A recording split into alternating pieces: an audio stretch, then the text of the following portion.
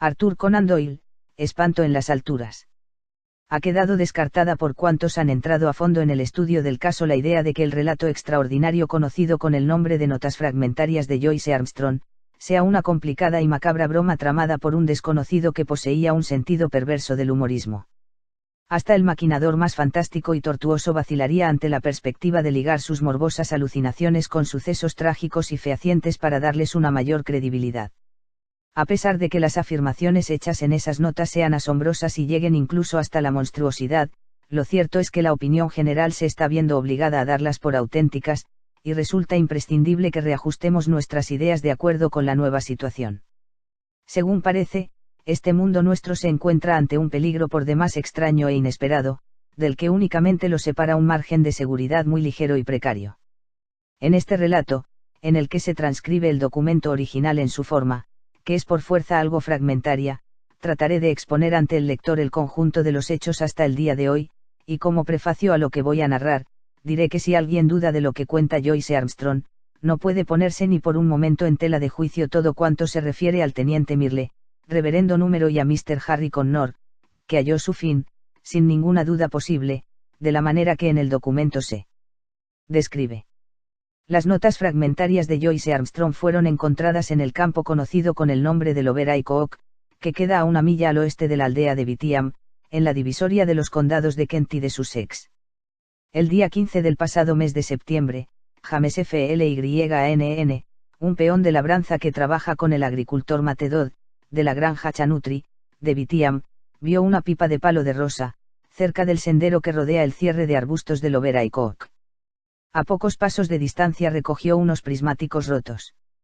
Por último, distinguió entre algunas ortigas que había en el canal lateral un libro poco abultado, con tapas de lona, que resultó ser un cuaderno de hojas desprendibles, algunas de las cuales se habían soltado y se movían aquí y allá por la base de la cerca.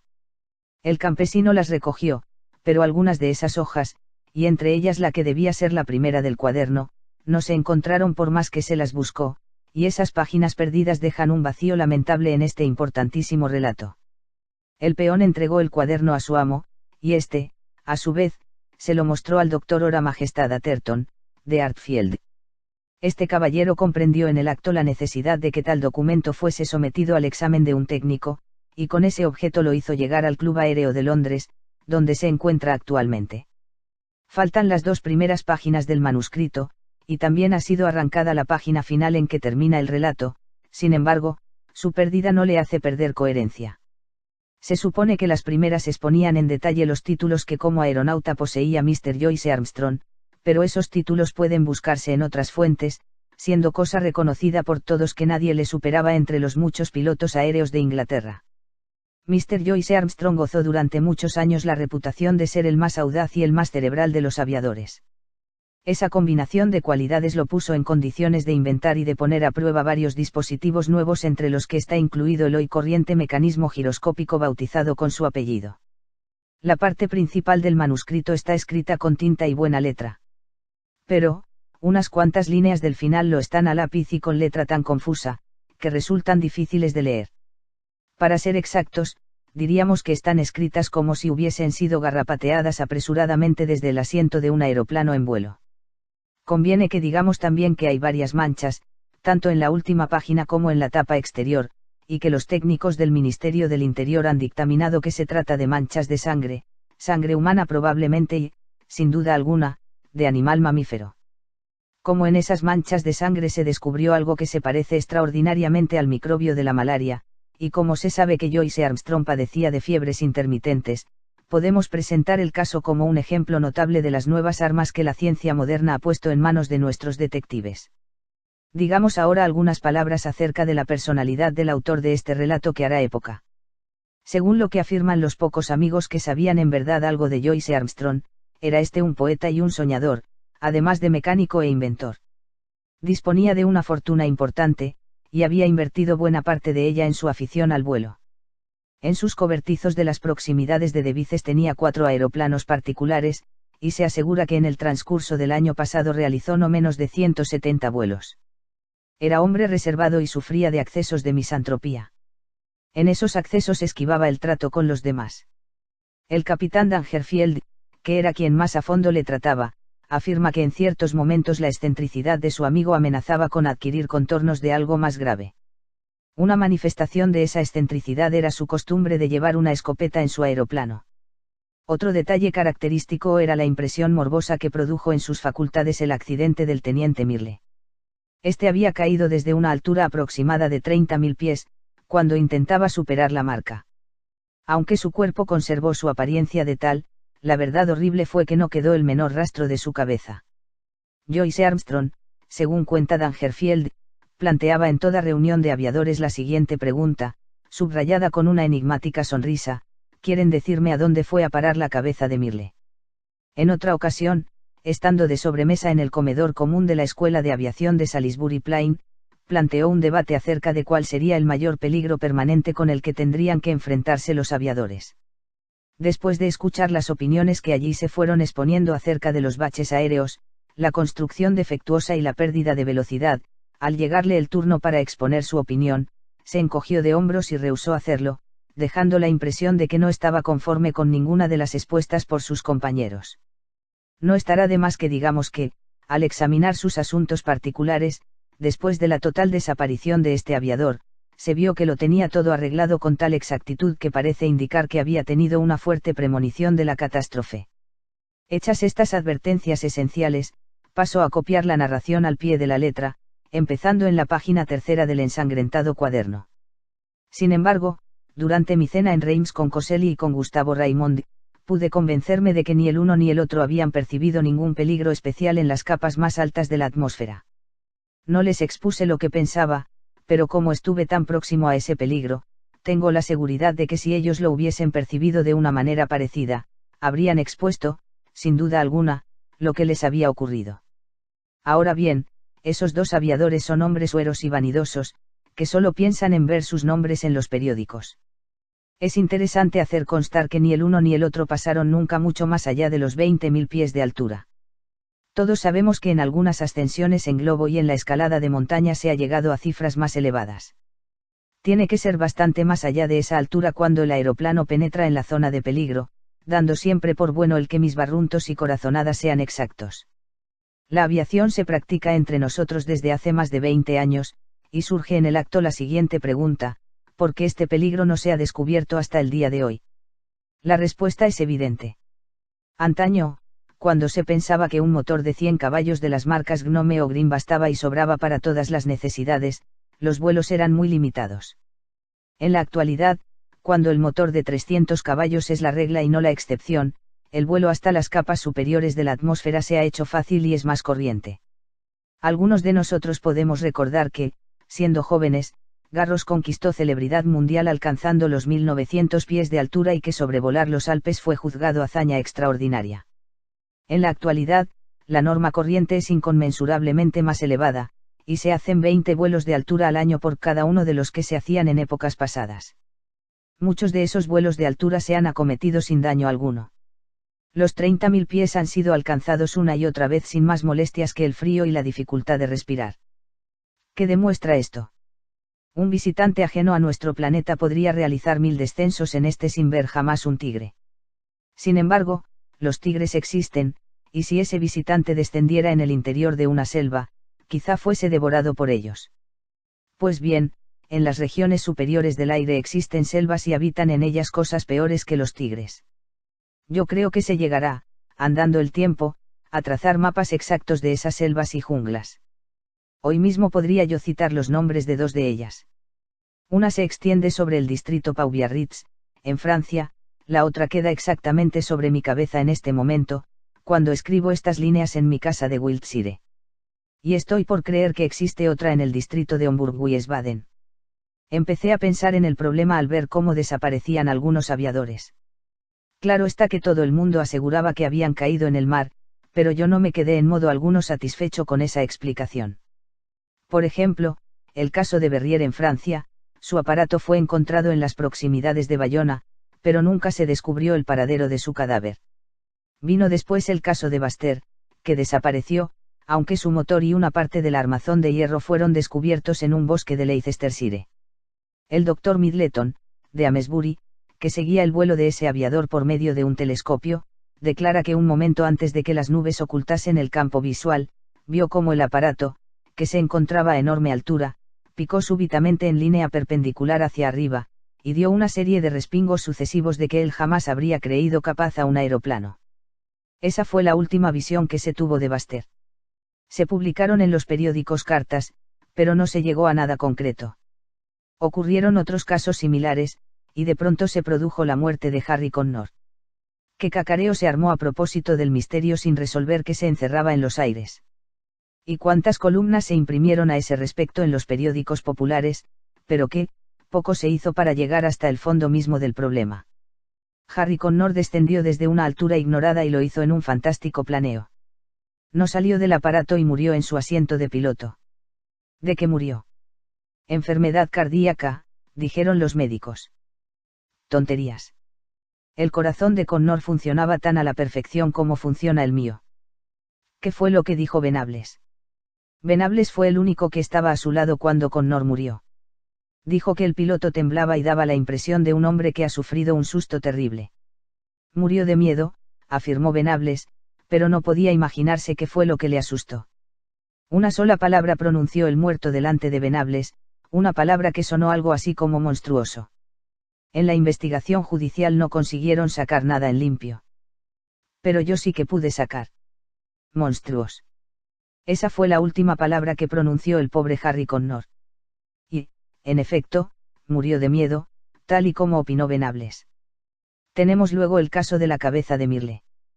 ¿Creen ustedes, cree en realidad nadie, que la fuerza de la caída desde lo alto puede arrancar limpiamente a una persona la cabeza del resto del cuerpo?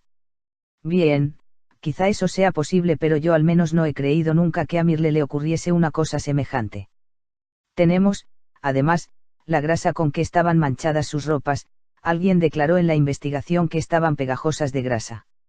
Y pensar que esas palabras no intrigaron a nadie. A mí sí que me hicieron meditar, aunque, a decir verdad, ya pensaba en eso hace bastante tiempo. He llevado a cabo 3 vuelos de altura, pero nunca llegué a la suficiente. Cuántas bromas me dirigía Dangerfield a propósito de mi escopeta. En la actualidad, disponiendo como dispongo de este aparato ligero de Paul Veroner, con su motor Robur de 170 caballos, podría alcanzar fácilmente mañana mismo los 30.000 pies. Llevaré mi escopeta al tratar de superar esa marca, y quizá al mismo tiempo de apuntar a otra cosa. Es peligroso, sin duda alguna. Quien no quiera correr peligros es mejor que renuncie por completo a volar y que se acoja a las zapatillas de franela y al batín. Pero yo haré mañana una visita a la selva de la atmósfera, y si hay algo oculto en ella lo descubriré. Si vuelvo de la escalada, me habré convertido en hombre bastante célebre. Si no regreso, este cuaderno podrá servir de explicación de lo que intento hacer, y de cómo perdí mi vida al intentarlo. Pero, por favor, señores, nada de chácharas tontas acerca de accidentes ni de misterios. Para realizar mi tarea he elegido mi monoplano Paul Veroner.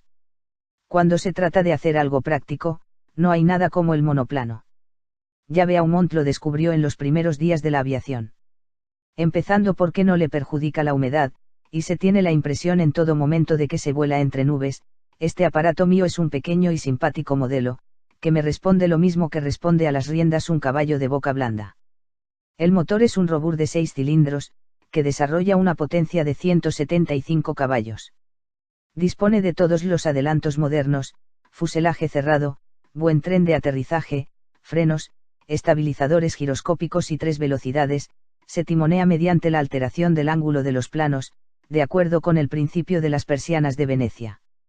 Llevo conmigo una escopeta y una docena de cartuchos cargados con postas de caza mayor. ¿Qué cara puso Perkins, mi buen mecánico, cuando le ordené que pusiese esas cosas dentro del aparato? Me vestí con la indumentaria de un explorador del polo ártico, con 2 elásticos debajo de mi traje especial, y con gruesos calcetines dentro de botas acolchadas, un pasamontañas con orejeras, y mis anteojeras de talco. Dentro del cobertizo me ahogaba de calor, pero yo pretendía subir a alturas de Himalayas y tenía que ataviarme en consecuencia. Perkins se dio cuenta de que yo me traía entre manos algo importante, y me suplicó que lo dejara acompañarme. Quizá lo habría hecho si el aparato hubiese sido un biplano, pero el monoplano es cosa de un solo hombre, si de veras se quiere aprovechar toda su capacidad de ascensión. Metí, como es lógico, una bolsa de oxígeno. Quien intente superar la marca de altura y no la lleve se quedará helado o se hará pedazos, si no le ocurren ambas cosas a la vez. Revisé cuidadosamente los planos del timón, la dirección y la palanca elevadora. Hecho eso, me metí en el aparato. Todo, por lo que pude ver, estaba en condiciones. Entonces puse en marcha el motor y comprobé que funcionaba con toda suavidad. Cuando soltaron el aparato, este se elevó casi instantáneamente en su velocidad mínima. Tracé un par de círculos por encima de mi campo de aviación para que el motor se calentase, saludé entonces a Perkins y a los demás con la mano, horizontalicé los planos y puse el motor en la máxima velocidad. El aparato se deslizó igual que una golondrina a favor del viento por espacio de 8 o 10 millas, luego lo levanté un poco de cabeza y empezó a subir trazando una enorme espiral, en dirección al banco de nubes que tenía por encima de mí. Es de la máxima importancia ir ganando altura lentamente para adaptar el organismo a la presión atmosférica conforme se sube. El día era sofocante y caluroso para lo que suele ser un mes de septiembre en Inglaterra, y se advertían el silencio y la pesadez de la lluvia inminente. De cuando en cuando llegaban por el sudoeste súbitas ráfagas de viento. Una de ellas fue tan violenta e inesperada que me sorprendió distraído y casi me hizo cambiar de dirección por un instante. Recuerdo los tiempos en que bastaba una ráfaga, un súbito torbellino o un bache en el aire para poner en peligro a un aparato. Eso ocurría antes de que aprendiésemos a dotar a nuestros aeroplanos de motores potentes capaces de dominarlo todo. En el momento en que yo alcanzaba los bancos de nubes y el altímetro señalaba los 3000 pies, empezó a caer la lluvia. ¡Qué manera de diluviar! El agua tamborileaba sobre las alas del aparato y me azotaba en la cara, empañando mis anteojos de manera que apenas podía distinguir nada. Puse la máquina a la velocidad mínima, porque resultaba difícil avanzar a contralluvia. Al ganar altura, la lluvia se convirtió en granizo, y no tuve más remedio que volverle la espalda. Uno de los cilindros dejó de funcionar, creo que por culpa de una bujía sucia, pero yo seguía subiendo, a pesar de todo, y a la máquina le sobraba fuerza. Todas esas molestias del cilindro, obedeciesen a la causa que fuere, pasaron al cabo de un rato, y pude oír el runruneo pleno y profundo de la máquina. Los 10 cilindros cantaban al unísono. Ahí es donde se advierte la belleza de nuestros modernos silenciadores. Nos permiten por lo menos el control de nuestros motores por el oído. Como chillan, berrean y sollozan cuando funcionan defectuosamente. Antaño se perdían todos esos gritos con que piden socorro, porque el estruendo monstruoso del aparato se lo tragaba todo. Qué lástima que los aviadores primitivos no puedan resucitar para ver la belleza y la perfección del mecanismo, conseguidas al precio de sus vidas. A eso de las 9:30 me estaba yo aproximando a las nubes.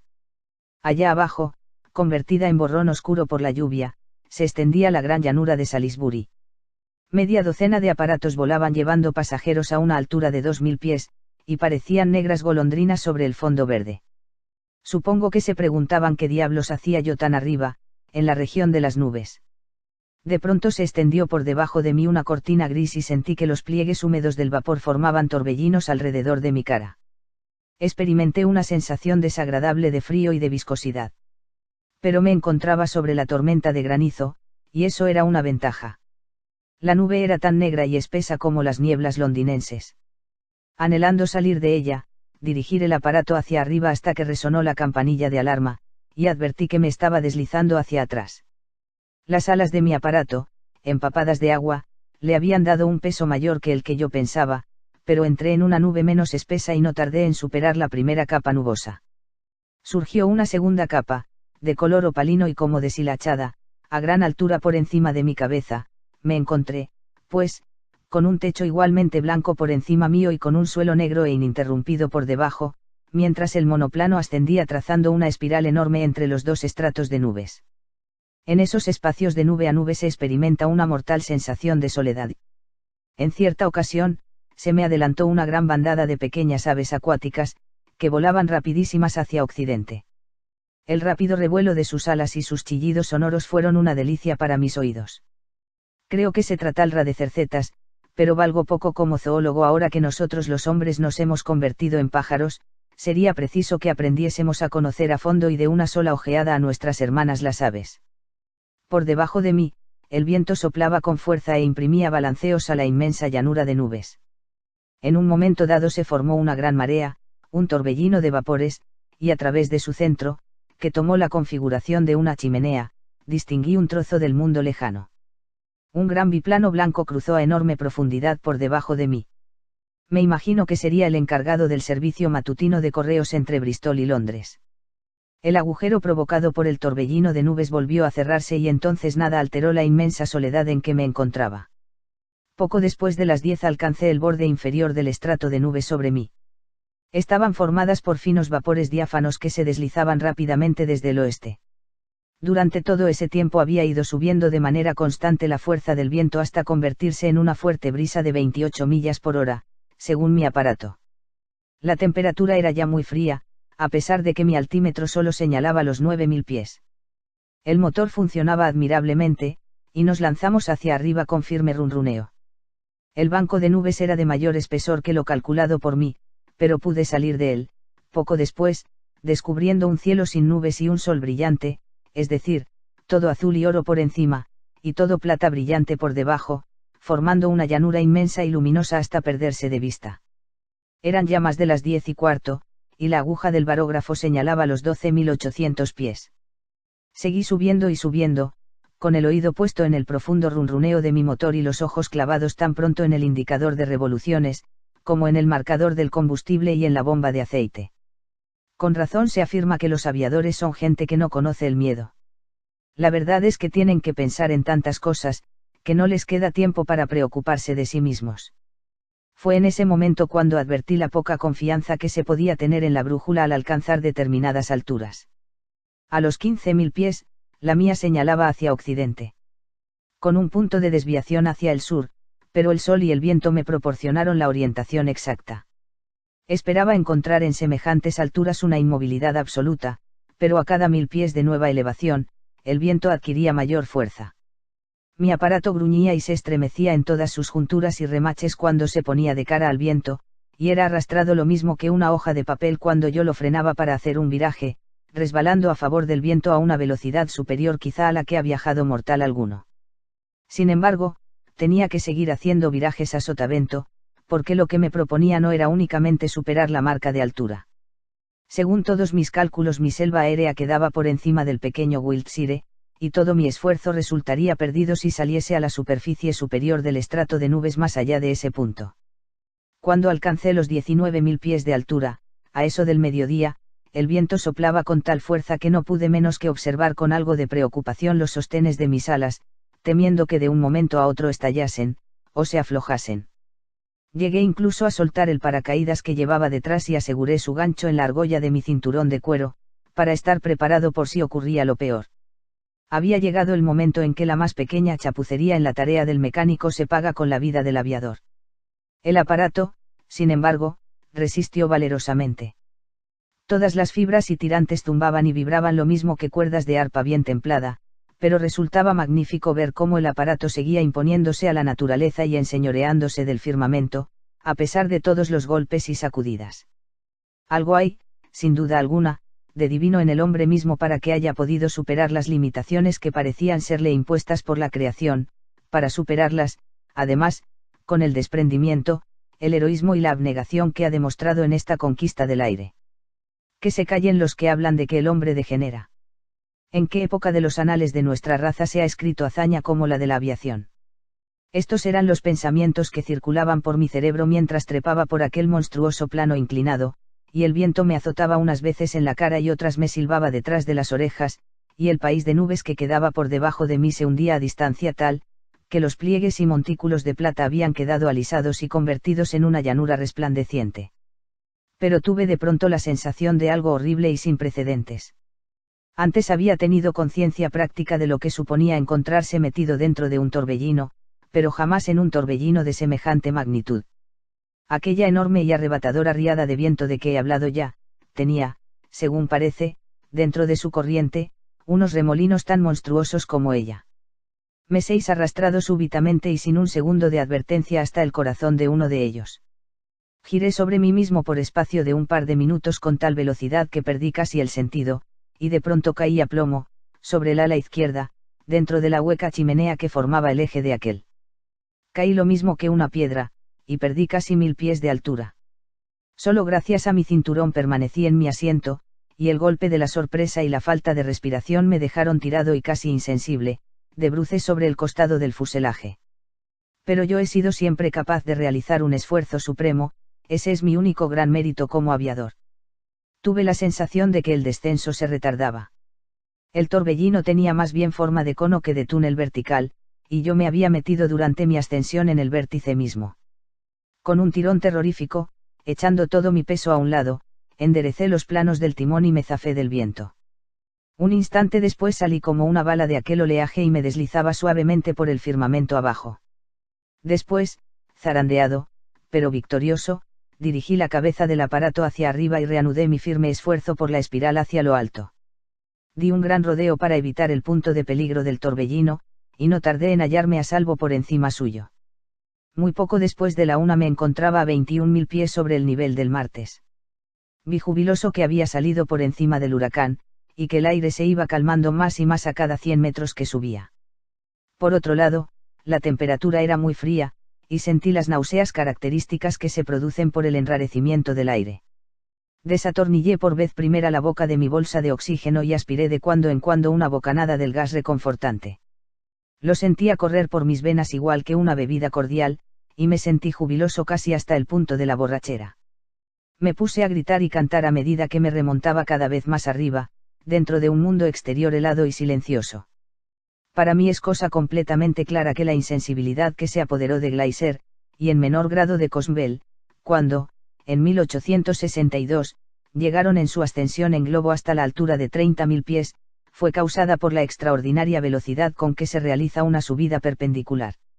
No se producen esos síntomas tan espantosos cuando la ascensión se lleva a cabo siguiendo una suave cuesta arriba, acostumbrándose de ese modo, por una graduación lenta, a la menor presión barométrica. A esa misma altura de los 30.000 pies no necesité ni inhalador de oxígeno, y pude respirar sin exagerada fatiga. Sin embargo, el frío era crudísimo, y mi termómetro estaba a 0 grado Fahrenheit.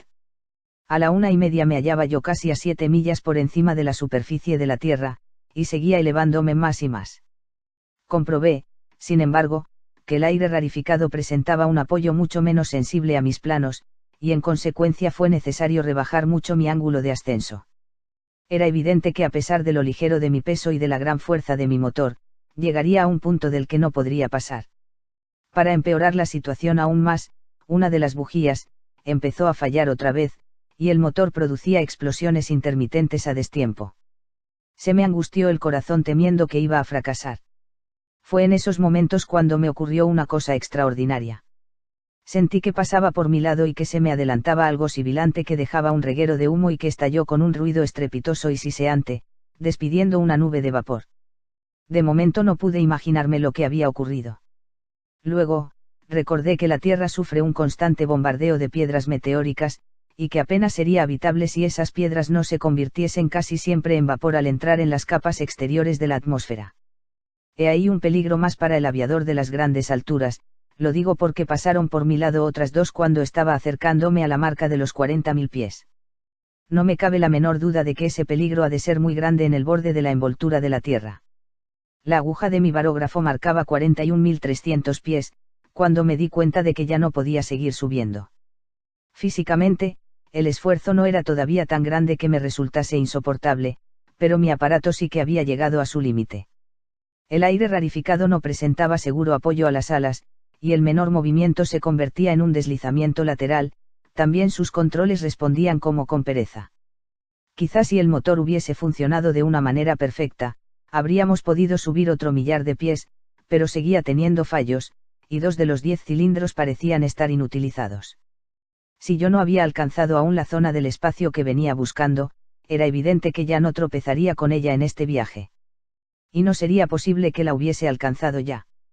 Cerniéndome en círculo, lo mismo que un colosal halcón, al nivel de los 40.000 pies, dejé que el monoplano marchase libre, y me dediqué a observar con cuidado los alrededores con mis prismáticos Mannheim. El firmamento estaba absolutamente limpio sin indicio alguno de los peligros que yo había supuesto. He dicho que me cernía trazando círculos. Se me ocurrió de pronto que haría bien en dar una mayor amplitud a esos círculos, trazando una nueva ruta aérea. El cazador que penetra en una selva terrestre, la atraviesa cuando busca levantar caza. Mis razonamientos me llevaron a pensar que la selva aérea cuya existencia yo había supuesto tenía que caer más o menos por encima del Wiltshire. En ese caso, debía de estar hacia el sur y el oeste de donde yo me encontraba. Me orienté por el sol, puesto que la brújula de nada me servía, y tampoco era visible punto alguno de la tierra. Únicamente se distinguía la lejana llanura plateada de nubes. Sin embargo, obtuve mi dirección hacia el punto señalado. Calculé que mi provisión de gasolina no duraría sino otra hora más o menos, pero podía permitirme gastarla hasta la última gota, ya que me era posible en cualquier momento lanzarme en un planeo ininterrumpido y magnífico que me condujese hasta la superficie de la Tierra. De pronto tuve la sensación de algo nuevo para mí. La atmósfera que tenía delante había perdido su transparencia cristalina. Estaba cubierta de manojitos alargados y desflecados de una cosa que yo podría comparar únicamente con las volutas finísimas del humo de cigarrillos. Flotaba formando roscas y guirnaldas, y se retorcía y giraba lentamente a la luz del sol. Cuando el monoplano los atravesó como una flecha, percibí en mis labios un regusto débil de aceite, y en las partes de madera del aparato apareció una espuma grasienta. Se habría dicho que una materia orgánica infinitamente tenue flotaba en la atmósfera. Orgánica, pero sin vida, como algo difuso y en iniciación, que se extendía por muchos acres cuadrados y que se iba desflecando hasta penetrar en el vacío. No, aquello no tenía vida. Y no podrían ser unos restos de vida. Y, sobre todo, no podría ser el alimento de una vida monstruosa, de la misma manera que la pobre grasa del océano sirve de alimento a la enorme ballena. Eso iba pensando cuando alcé los ojos y distinguí la más asombrosa visión que se ofreció nunca a los ojos de un hombre. Podré describírsela al lector tal como yo mismo la hice el jueves pasado. Imagínese el lector una medusa de mar como las que cruzan por nuestros mares en verano, en forma de campana y de un tamaño enorme, mucho más voluminosa, por lo que a mí me pareció, que la cúpula de la iglesia de San Pablo. Su color era ligeramente sonrosado con venas de un fino color verde, pero el conjunto de aquella colosal construcción era tan tenue que apenas se vislumbraba su silueta sobre el fondo azul oscuro del firmamento. Un ritmo suave y regular marcaba sus pulsaciones. De ese cuerpo enorme colgaban dos tentáculos verdes y flácidos que se balanceaban con lentitud hacia atrás y hacia adelante. Esa visión magnífica cruzó suavemente, con silenciosa majestad, por encima de mi cabeza, era tan ingrávida y frágil como una pompa de jabón, y se deslizó majestuosa por su ruta. Yo había impreso un medio viraje a mi monoplano, a fin de poder seguir contemplando aquel ser grandioso. De pronto, y de una manera instantánea, me encontré en medio de una verdadera escuadra de otros iguales, de todos los tamaños, aunque ninguno de la magnitud del primero. Algunos eran pequeñísimos, pero la mayoría tenía más o menos el volumen de un globo corriente, con idéntica curvatura en la parte superior. Se observaba en ellos una finura de grano y de color que me trajo a la memoria los espejos venecianos de mejor calidad. Los matices predominantes eran el rosa y el verde, pero todos mostraban encantadoras iridiscencias allí donde el sol brillaba a través de sus formas delicadas. Cruzaron, dejándome atrás, algunos centenares de esos seres, formando una escuadra fantástica y maravillosa de bajeles sorprendentes y desconocidos del océano del firmamento. Eran unas criaturas cuyas formas y sustancias se hallaban tan a tono con aquellas alturas serenas que no podía concebirse cosa tan delicada dentro del radio visual y de sonido de nuestra Tierra. Pero un nuevo fenómeno atrajo casi enseguida mi atención, el de las serpientes de las regiones exteriores de la atmósfera. Eran estas unas espirales largas, delgadas y fantásticas de una materia vaporosa, que giraban y se enroscaban con gran rapidez, volando y retorciéndose sobre sí mismas con tal velocidad que apenas mis ojos podían seguirlas. Algunos de esos seres fantasmales tenían 20 o 30 pies de largura, y era difícil calcular su grosor, porque sus diluidos perfiles parecían esfumarse en la atmósfera que las circundaba. Esas serpientes aéreas eran de un color gris muy claro, del color del humo, advirtiéndose en su interior algunas líneas más oscuras, que producían la impresión de un auténtico organismo. Una de esas serpientes pasó rozándome casi la cara. Tuve la sensación de un contacto frío y viscoso, pero la composición era tan impalpable, que no me sugirió la idea de ninguna clase de peligro físico, como tampoco me lo sugirieron los bellos seres acompañados que los habían precedido. Su contextura no ofrecía solidez mayor que la espuma flotante que deja una ola al romperse. Pero me esperaba otra experiencia más terrible. Dejándose caer ingrávida desde una gran altura, vino hacia mí una mancha vaporosa y purpúrea. Cuando la 6 por vez primera, me pareció pequeña, pero se fue agrandando rápidamente a medida que se me aproximaba, hasta llegar a ser de centenares de pies cuadrados de volumen. Aunque moldeada en alguna sustancia transparente y como gelatinosa, tenía contornos mucho más marcados y una consistencia más sólida que todo lo que había visto anteriormente.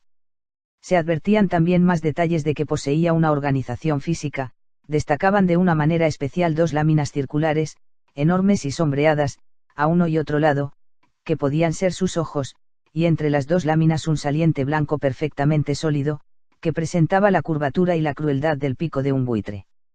El aspecto total de aquel monstruo era terrible y amenazador, cambiaba constantemente de colores, pasando desde un malva muy claro hasta un púrpura sombrío e irritado, tan espeso, que, al interponerse entre mi monoplano y el sol, proyectó una sombra.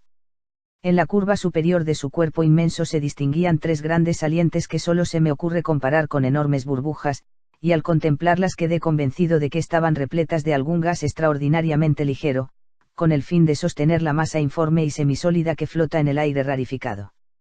Aquel ser avanzó rápido, manteniéndose paralelo al monoplano y siguiendo fácilmente su misma velocidad, me dio escolta horrible en un trecho de más de 20 millas, cerniéndose sobre mí como ave de presa que espera el instante de lanzarse sobre su víctima. Su sistema de avance, tan rápido que no era fácil seguirlo, consistía en proyectar delante de él un saliente largo y gelatinoso que, a su vez, parecía tirar hacia sí el resto de aquel cuerpo contorsionante. Era tan elástico y gelatinoso, que no ofrecía en dos momentos sucesivos idéntica conformación, y, sin embargo, a cada nuevo cambio parecía más amenazador y repugnante. Me di cuenta de que traía malas intenciones. Lo pregonaba con los sucesivos aflujos purpúreos de su repugnante cuerpo. Aquellos ojos difusos y salientes, vueltos siempre hacia mí, eran fríos e implacables dentro de su glutinosidad rencorosa. Lancé mi monoplano en picada hacia abajo para huir de aquello. Al hacer yo esa maniobra, con la rapidez de un relámpago se disparó desde aquella masa de burbuja flotante un largo tentáculo y cayó tan rápido y sinuoso como un trayazo sobre la parte delantera de mi aparato. Al apoyarse por un instante sobre el motor caldeado, se oyó un ruidoso silbido, y el tentáculo se retiró con la misma rapidez, mientras que el cuerpo enorme y sin relieve se encogió como acometido de un dolor súbito. Yo me dejé caer en picada, pero el tentáculo volvió a descargarse sobre mi monoplano, y la hélice lo cortó con la misma facilidad que habría cortado una voluta de humo. Una espiral larga, reptante, pegajosa, parecida al anillo de una serpiente, me agarró por detrás, rodeó mi cintura y comenzó a arrastrarme fuera del fuselaje. Yo pugné por libertarme, mis dedos se hundieron en la superficie viscosa, gelatinosa, y logré desembarazarme por un instante de aquella presión, solo por un instante, porque otro anillo me aferró por una de mis botas y me dio tal tirón, que casi me hizo caer de espaldas. En ese momento disparé los dos cañones de mi escopeta, aunque era lo mismo que atacar a un elefante con un tirador, pues no se podía suponer que ningún arma humana dejara lisiado aquel volumen gigantesco. Sin embargo, mi puntería fue mejor de lo que yo podía imaginar, una de las grandes ampollas o burbujas que aquel ser tenía en lo alto de la espalda estalló con una tremenda explosión al ser perforada por las postas de mi escopeta.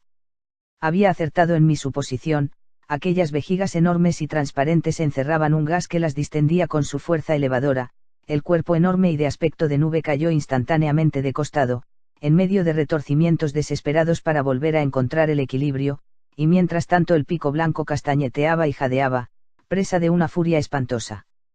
Pero yo había huido, lanzándome por el plano más escarpado que me atreví a buscar, mi motor a toda marcha y la hélice en plena propulsión, unidos a la fuerza de gravedad, me lanzaron hacia la tierra lo mismo que un aerolito.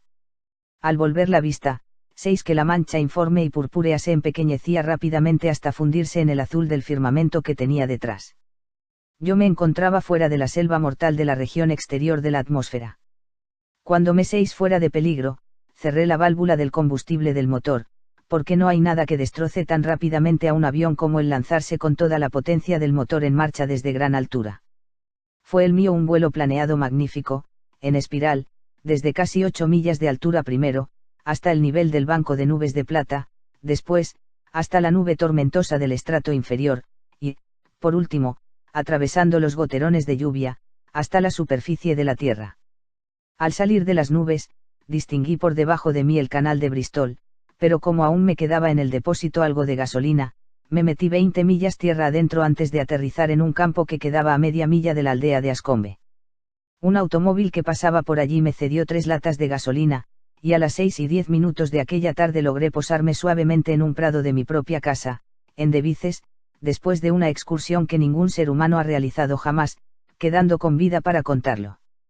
He visto la belleza y he visto también el espanto de las alturas, una belleza mayor y un espanto mayor que esos no están al alcance del hombre. Pues bien, tengo el proyecto de volver a esas alturas antes de anunciar al mundo lo que he descubierto. Me mueve a ello el que necesito poder mostrar algo tangible, a manera de prueba, antes de dar a conocer a los hombres lo que llevo relatado. Es cierto que no tardarán otros en seguir mi camino y traerán la confirmación de lo que yo he afirmado, pero quisiera convencer a todos desde el primer momento. No creo que resulte difícil la captura de aquellas burbujas iridiscentes y encantadoras del aire. Se dejan arrastrar tan lentamente en su carrera, que un monoplano rápido no tendría dificultad alguna en cortarles el paso. Es muy probable que se disolverían en las capas más densas de la atmósfera, en cuyo caso todo lo que yo podría traerme a la Tierra sería un montoncito de jalea amorfa. Sin embargo, no dejaría de ser algo que proporcionaría consistencia a mi relato. Sí, volveré a subir, aunque con ello corra un peligro. No parece que esos espantables seres purpúreos abunden. Es probable que no tropiece con ninguno, pero si tropiezo, me zambulliré en el acto hacia la Tierra. En el peor de los casos, dispongo siempre de mi escopeta y sé que debo apuntar. Aquí falta, por desgracia, una página del manuscrito. En la siguiente, con letras grandes e inseguras, aparecen estas líneas. 43.000 pies. No volveré ya a ver de nuevo la tierra. Por debajo de mí hay 3 de esos seres. Que Dios me valga, porque será morir de muerte espantosa. Tal es, al pie de la letra, el relato de Joyce Armstrong. De su autor nada ha vuelto a saberse. En el coto de Mr. Woodlusington, en los límites de Kent y de Sussex, a pocas millas del lugar en que fue encontrado el cuaderno, han sido recogidas algunas piezas de su monoplano destrozado. Si la hipótesis del desdichado aviador sobre la existencia de lo que él llama la selva aérea en un espacio limitado de las regiones atmosféricas que quedan encima del sudoeste de Inglaterra resulta exacta, se deduciría de ello que Joyce Armstrong lanzó su monoplano a toda velocidad para salir de la misma, pero que fue alcanzado y devorado por aquellos seres espantosos en algún lugar por debajo de la atmósfera exterior y por encima del sitio en el que fueron encontrados esos restos dolorosos. Una persona que apreciase su equilibrio cerebral preferiría no hacer hincapié en el cuadro de aquel monoplano resbalando a toda velocidad cielo abajo, perseguido por los seres espantosos e innominados que se deslizaban con igual rapidez por debajo de él, cortándole siempre el camino de la tierra y estrechando el cerco de su víctima gradualmente. Sé muy bien que son muchos los que todavía toman a chacota los hechos que acabo de relatar, pero incluso quienes se mofan tendrán que reconocer por fuerza que Joyce Armstrong ha desaparecido, y yo les recomendaría que hiciesen caso de las palabras que él escribió. Este cuaderno puede servir de explicación de lo que estoy intentando y de cómo perdí mi vida en el intento. Pero, por favor, que se dejen de chácharas y no hablen de accidentes y de misterios.